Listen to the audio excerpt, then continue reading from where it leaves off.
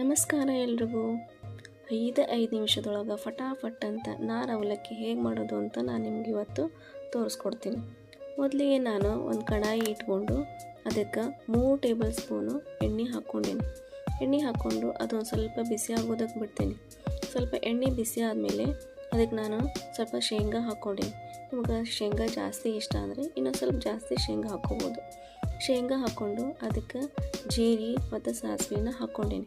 ಹಾಕ್ಕೊಂಡು ಒಂದು ಸ್ವಲ್ಪ ಫ್ರೈ ಮಾಡಿಕೊಂಡು ಇಲ್ಲಿ ಒಂದು 2 ಉಳ್ಳಾಗಡ್ಡಿ, ಒಂದು ಸ್ವಲ್ಪ ಖಾರಕ್ಕೆ ಎಷ್ಟು ಬೇಕು ಅಷ್ಟು ಹಸಿಮೆಣ್ಸಿನ್ಕಾಯಿ ಹೆಚ್ಚಿಟ್ಕೊಂಡು ಇದಕ್ಕೆ ಹಾಕ್ಕೋಬೇಕು. ಇವಾಗ ನಾನು ಉಳ್ಳಾಗಡ್ಡಿ ಮತ್ತು ಮೆಣಸಿನ್ಕಾಯಿ ಎರಡೂ ಹಾಕ್ಕೊಂಡು ಒಂದು 2 ನಿಮಿಷ ಬಾಡಿಸ್ಕೋಬೇಕು.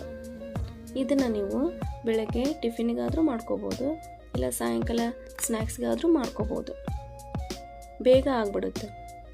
ನೆಕ್ಸ್ಟ್ ಇದಕ್ಕೆ ನಾನು ಸ್ವಲ್ಪ ಕರಿಬೇವು ಹಾಕ್ಕೊಂಡು ಮತ್ತೆ ಒಂದು 2 ನಿಮಿಷ ನಾನು ಫ್ರೈ ಮಾಡಿಕೊಂಡು ಒಂದು 5 ನಿಮಿಷ ಫ್ರೈ ಆಗೋಕ್ಕೆ ಇದನ್ನು ಬಿಡಬೇಕು.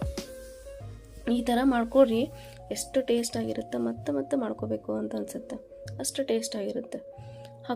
ಫ್ರೈ ಮಾಡ್ಕೊಂಡಾದಮೇಲೆ ನೆಕ್ಸ್ಟ್ ನಾನು ಸ್ವಲ್ಪ ಅರಿಶಿನ ಪುಡಿ ಹಾಕ್ಕೊಂಡು ಸ್ವಲ್ಪ ರುಚಿಗೆ ತಕ್ಕಷ್ಟು ಉಪ್ಪು ಹಾಕ್ಕೊಂಡೀನಿ.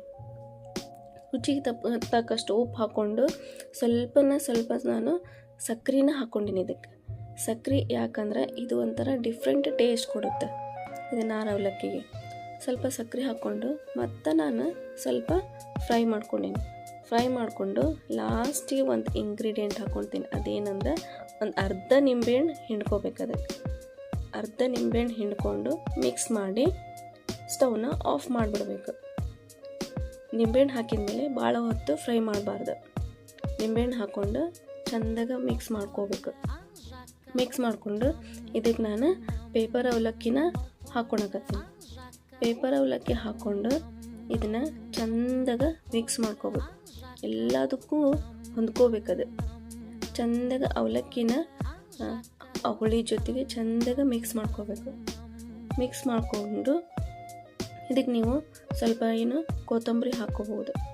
ಕೊತ್ತಂಬರಿ ಹಾಕ್ಕೊಂಡು ಆಮೇಲೆ ನೀವು ತಿನ್ನುವಾಗ ಮೇಲೆ ಸ್ವಲ್ಪ ಕಾಯಿ ತುರಿ ಉದುರಿಸ್ಕೊಂಡು ತಿಂದ್ರೆ ಟೇಸ್ಟ್ ಮಾತ್ರ ಅಲ್ಟಿಮೇಟ್, ಸೂಪರಾಗಿರುತ್ತೆ. ವಿಡಿಯೋ ಲೈಕ್ ಆದರೆ ಶೇರ್ ಮಾಡಿ, ಸಬ್ಸ್ಕ್ರೈಬ್ ಮಾಡಿ.